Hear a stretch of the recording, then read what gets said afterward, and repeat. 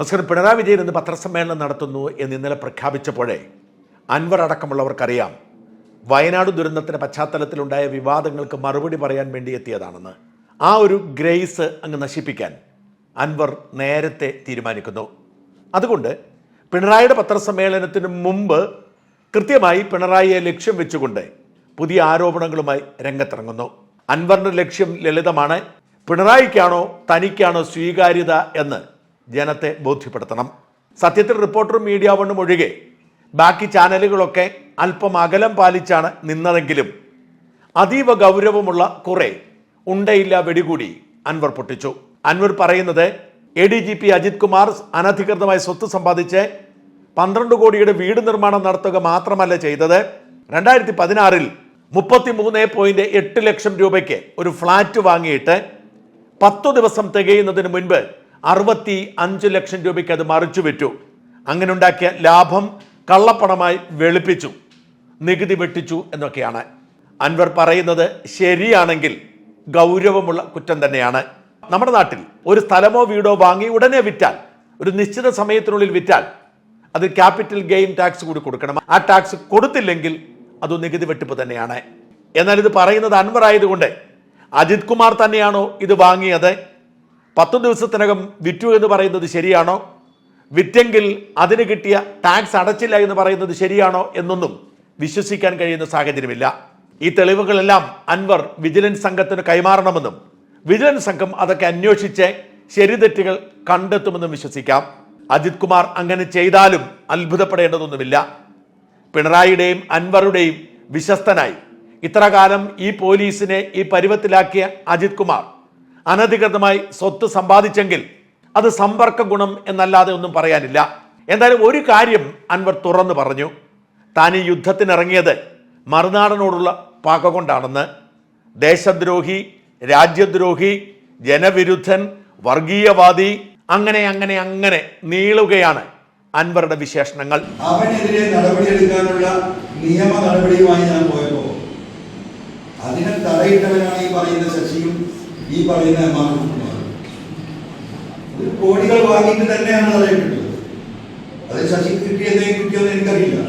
എമ്മാടുമാനം കിട്ടിയതല്ലേ ഉറപ്പാണ്. അപ്പൊ അന്നും തുടങ്ങിയ പോരാട്ടം ഞങ്ങൾ ഇപ്പോഴും ഡെയിലി വീഡിയോ വിടുന്നുണ്ടല്ലോ. ഇവിടെ മതസൗഹാർദ്ദം നിലനിൽക്കണമെന്ന് ആഗ്രഹിക്കുന്ന കോടിക്കണക്കിന് ഈ സമൂഹത്തിലെ ജനങ്ങൾക്ക് വേണ്ടിയിട്ടാണ് ഞാൻ അന്ന് ആ പോരാട്ടം നയിച്ചത്. ആ പോരാട്ടത്തിലെ മുഖ്യ ശത്രുവായ, ദേശദ്രോഹിയായ, രാജ്യവിരുദ്ധനായ, വർഗീയവാദിയായ ഈ സാജൻസ്കറിയെ സഹായിക്കുന്ന നിലപാട് ഇവരെടുത്തിട്ടുണ്ടെങ്കിൽ ഇവർ അതിന് വലിയ ദേശദ്രോഹികളല്ലേ. ഇപ്പോഴും അവൻ മാത്രമാണല്ലോ കുറച്ചുകൊണ്ടിരിക്കുന്നത്. നിങ്ങൾ കേട്ടിട്ടില്ലോ എന്താ അവന്റെ കരയുടെ അടിസ്ഥാനം? ആ കൊല തുടർന്നുകൊണ്ടേയിരിക്കുകയാണ്. കരക്കട്ടവൻ ഓർക്കണേ, അജിത് കുമാറിന് മാത്രമല്ല ശശിക്കും ഞാൻ കൈക്കൂലി കൊടുത്തിട്ടുണ്ട് എന്നാണ് അൻവറുടെ ഭാഷ്യം. ഒരർത്ഥത്തിൽ വളരെ സങ്കടമുണ്ട്. കാരണം 1.5 കോടി രൂപ കൊടുത്തു, 50 ലക്ഷം രൂപ കൊടുത്തോ ഇല്ലയോ എന്ന കാര്യത്തിൽ ഉറപ്പില്ല. 2 കോടിയുടെ ഇടപാടായിരുന്നു. പക്ഷേ എന്നിട്ടും കഴിഞ്ഞ 1 വർഷത്തിനിടയിൽ 2 ഡസനോളം കേസുകളാണ് ഈ പറയുന്ന അജിത് കുമാർ മറുനാടനെതിരെ എടുത്തത്. എല്ലാം ജാമ്യമില്ല വകുപ്പുകൾ. പൊക്കി അകത്തിടാൻ വേണ്ടി രാജ്യം മുഴുവൻ 14,000 പോലീസിനെയാണ് വിന്യസിച്ചത്. ഒരു കേസിലും ചെയ്യരുതാത്തതുപോലെ മറുനാടൻ്റെ ഓഫീസിലെ കമ്പ്യൂട്ടറുകളും ക്യാമറകളും മൗസ് പാഡുകളും കീബോർഡുകളും വരെ ചുമന്നുകൊണ്ടുപോയി. ഓഫീസിലെ മാത്രമല്ല സകല ജീവനക്കാരുടെയും എല്ലാ സാധനങ്ങളും കൊണ്ടുപോയി. മറുനാടൻ്റെ അക്കൗണ്ട് അടക്കമുള്ളവ പൂട്ടിക്കെട്ടി. അൻവർ പറഞ്ഞ കെട്ടുകഥകൾ ഉൾപ്പെടെ 2 ഡസനിലേറെ കേസുകൾ എടുത്തു. 2 കോടി മേടിച്ചിട്ട് ഇത്രയുമൊക്കെ ചെയ്യുക എന്ന് പറഞ്ഞാൽ അങ്ങേയറ്റം കഷ്ടമാണ് ADGP എന്നല്ലാതെ ഒന്നും പറയാനില്ല. അൻവറിന്റെ ഡയലോഗിലെ ഏറ്റവും അവസാനത്തേതാണ് മാസ്. ഇപ്പോഴും അവൻ കുരയ്ക്കുന്നുണ്ട്, കുരയ്ക്കട്ടെ എന്ന് അൻവർ പറയുന്നു. വാസ്തവത്തിൽ അൻവറിന്റെ വേദന അത് തന്നെയാണ്. ഇത്രയേറെ പീഡിപ്പിക്കാൻ ശ്രമിച്ചിട്ടും മറുനാടൻ ഇപ്പോഴും സധൈര്യം പറയാനുള്ളത് പറയുന്നു. പ്രിയപ്പെട്ട അൻവർ, ഞാനൊരു ഭാരതീയനാണ് എന്നതിൽ അഭിമാനിക്കുന്ന ആളാണ്. ഭാരതത്തിന്റെ ഭരണഘടനയിൽ വിശ്വസിക്കുന്ന ആളാണ്. സത്യം വിളിച്ചു പറയാനുള്ള അവകാശം ഓരോ പൗരനും ഈ ഭാരതത്തിൽ ഉണ്ട് എന്ന് വിശ്വസിക്കുന്ന ആളാണ്. അതുകൊണ്ടാണ് നിങ്ങളെപ്പോലുള്ള ഫാസിസ്റ്റുകൾക്കെതിരെ എനിക്ക് പടപൊരുതാൻ കഴിയുന്നത്. നിങ്ങൾക്ക് എൻ്റെ മേൽ ചുമത്താൻ ഒരു കുറ്റകൃത്യവും ഇല്ലാത്തത് കൊണ്ടാണ് വാചകമടിയിൽ മാത്രം ഈ നുണകൾ അവസാനിപ്പിക്കുന്നത്. നിങ്ങൾ പറയുന്നത് പോലെ ഞാനൊരു അഴിമതിക്കാരനാണെങ്കിൽ, കൈക്കൂലിക്കാരനാണെങ്കിൽ, വർഗീയവാദിയാണെങ്കിൽ, രാജ്യദ്രോഹിയാണെങ്കിൽ അതിനുള്ള വകുപ്പുകളുണ്ടല്ലോ. എന്തുകൊണ്ടാണ് കള്ളക്കേസുകളുടെ പിന്നാലെ പോയത്? ADGP അടക്കമുള്ള ഉയർന്ന പോലീസുകാരുടെയും അവരുടെ ഭാര്യമാരുടെയും വിവരങ്ങൾ ചോർത്തിയെടുത്ത്, വയർലെസ് സന്ദേശങ്ങൾ ചോർത്തി, നിങ്ങൾ പോലീസിന്റെ അതീവ രഹസ്യമുള്ള രേഖകൾ വരെ പുറത്തുവിട്ടു. അങ്ങനെ ജീവിക്കുന്ന നിങ്ങൾക്ക് സ്വാഭാവികമായും വാട്സാപ്പിലൂടെ പ്രചരിക്കുന്ന ഒരു ഓഡിയോ ക്ലിപ്പ് മറ്റു മാധ്യമങ്ങൾക്കൊപ്പം മറുനാടനും കൊടുത്താൽ അത് രാജ്യദ്രോഹമാണെന്ന് തോന്നും. യഥാർത്ഥ രാജ്യദ്രോഹം കിട്ടാത്തത് കൊണ്ട്, യഥാർത്ഥ കുറ്റകൃത്യം കിട്ടാത്തത് കൊണ്ടാണ് നിങ്ങൾ വാട്സാപ്പ് സന്ദേശത്തിന്റെ പേരിൽ ജയിലിൽ അടയ്ക്കാൻ ശ്രമിക്കുന്നത്. മിസ്റ്റർ അൻവർ, താങ്കളുടെ നിലമ്പൂരിൽ എനിക്കെതിരെ ഒരു വ്യാജ കേസ് കൊടുത്തിരുന്നു. ആ കേസിൽ ബഹുമാനപ്പെട്ട കേരള ഹൈക്കോടതി എനിക്ക് ജാമ്യം നൽകിയുകൊണ്ട് നടത്തിയ പരാമർശം താങ്കൾ ഒരിക്കൽ കൂടി വായിക്കണം. കൃത്യമായി ഹൈക്കോടതി പറഞ്ഞു, ഈ വീഡിയോ മുഴുവൻ ഞാൻ കേട്ടു, അതിൽ വർഗീയ പരാമർശം ഇല്ല എന്ന് മാത്രമല്ല, ഈ വാർത്ത അവതരിപ്പിച്ച അവതാരകൻ, അതായത് എളിയവനായി എനിക്ക് ഉയർന്ന മതേതര ബോധമുണ്ട് എന്ന് ഇത് കേട്ടപ്പോൾ തോന്നിയെന്ന്. താങ്കൾക്ക് വർഗീയത എന്ന് തോന്നിയത്, ബഹുമാനപ്പെട്ട കേരള ഹൈക്കോടതിക്ക് തോന്നിയത് ഉയർന്ന മതേതര ബോധമാണെന്ന്. ഇതാണ് മിസ്റ്റർ അൻവർ താങ്കൾ എനിക്കെതിരെ ചുമത്തുന്ന ആരോപണത്തിന്റെ നിജസ്ഥിതി. വർഗീയത ഞാൻ പറയില്ല, ഞാൻ പറയുന്നത് സത്യമാണെന്ന് ബഹുമാനപ്പെട്ട കേരള ഹൈക്കോടതിക്ക് പോലും ബോധ്യമായിരിക്കുന്നു. നിങ്ങളുടെ കെണിയിൽ നിന്നും എന്നെ രക്ഷിച്ചത് ADGP അജിത് കുമാറോ പൊളിറ്റിക്കൽ സെക്രട്ടറി ശശിയോ അല്ല. നേരെ മറിച്ച് ഇന്ത്യയുടെ ഭരണഘടനയും ആ ഭരണഘടനയ്ക്ക് അനുസൃതമായി പ്രവർത്തിക്കുന്ന നീതിബോധമുള്ള അനേകം ന്യായാധിപന്മാരുമാണ്. അവർക്ക് മനസ്സിലായി നിങ്ങൾ കാട്ടിക്കൂട്ടുന്നത് രാഷ്ട്രീയ പകവീട്ടലാണെന്ന്. നിങ്ങളുടെ കൊള്ളരുതായ്മകൾ ഞാൻ വിളിച്ചു പറയുമ്പോൾ അത് നിങ്ങളുടെ അണികൾ പോലും നിങ്ങളോട് ചോദിക്കുമ്പോൾ ഉത്തരം മുട്ടുന്നു. ആ ഉത്തരം മുട്ടുന്നതിനെ തടയിടാൻ വേണ്ടി നിങ്ങൾ എൻ്റെ മേൽ വർഗീയ ചാപ്പ കുത്തുന്നു. മുസ്ലിം കുടുംബങ്ങളിൽ പോലും മറുനാടൻ ആരാധകരുണ്ട്. അവർക്കറിയാം മറുനാടൻ പറയുന്നത് സത്യമാണെന്ന്. അവരെ പിന്തിരിപ്പിക്കാൻ, അവരെ തെറ്റിദ്ധരിപ്പിക്കാൻ നിങ്ങൾ മുസ്ലിം വിരുദ്ധ ചാപ്പ കുത്തുന്നു.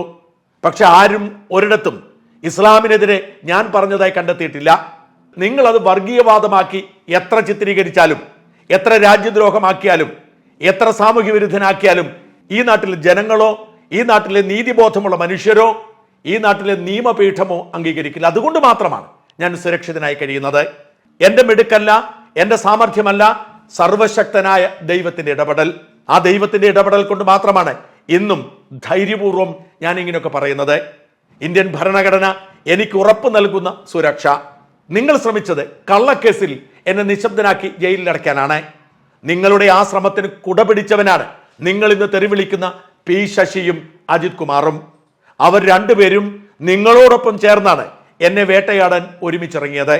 പക്ഷേ ദൈവത്തിന്റെ പദ്ധതി അതായിരുന്നില്ല. നിയമ സംവിധാനങ്ങൾക്ക് നിങ്ങളെ പേടിക്കേണ്ട കാര്യമുണ്ടായിരുന്നില്ല. അതുകൊണ്ടാണ് നിങ്ങൾ എന്നെ വർഗീയവാദി എന്ന് വിളിച്ചപ്പോഴും ബഹുമാനപ്പെട്ട കേരള ഹൈക്കോടതി ഉയർന്ന മതേതര ബോധമുള്ളയാൾ എന്നെ വിശേഷിപ്പിച്ചത്. ഈ നീതിയുടെ വിജയം, ഈ സത്യത്തിന്റെ വിജയം നിങ്ങളെ ചൊടിപ്പിക്കും. ഞാനിപ്പോഴും നിർഭയനായി സത്യം വിളിച്ചു പറയുമ്പോൾ നിങ്ങൾക്ക് അങ്ങനെയൊക്കെ തോന്നും.